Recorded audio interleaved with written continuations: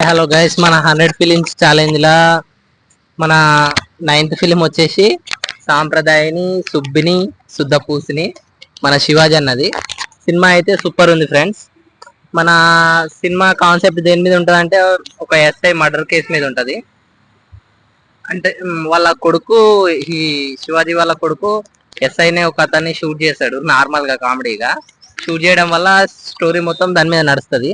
కాకపోతే లాస్ట్ కి ఏం తెలుస్తుంది అంటే అతను కాదు మర్డర్ చేసింది వేరే వాళ్ళని తెలుస్తుంది. ఆ సినిమా అనేది ఆ ఓరియంటెడ్ మీద పోతుంది. సినిమా అయితే మంచిగా ఉంది. శివాజీ యాక్టింగ్ అయితే మెచ్చుకోవచ్చు. ఎందుకంటే ఆయనే ప్రొడ్యూస్ చేసి ఆయన మీద ఆయన నమ్మకంతో తీసిన ఫస్ట్ సినిమా. ప్రతి ఒక్కరు చూడండి. ఓటీటీ వచ్చేసి మనకు ఈటీవీలు ఉంది. ఈటీవీ విన్లా ఇంకొక 1 వీక్ లో రిలీజ్ అవుతుండొచ్చు. సినిమా అయితే మంచిగా అనిపించిందండి, చూడొచ్చు. మళ్ళా వాళ్ళ వాళ్ళ మదర్ క్యారెక్టర్ అంటే శివాజీ అన్న వాళ్ళ వైఫ్ క్యారెక్టర్, ఆమె క్యారెక్టర్ కి మెచ్చుకోవచ్చు. నిజంగా యాక్టింగ్ మంచిగా అనిపించింది.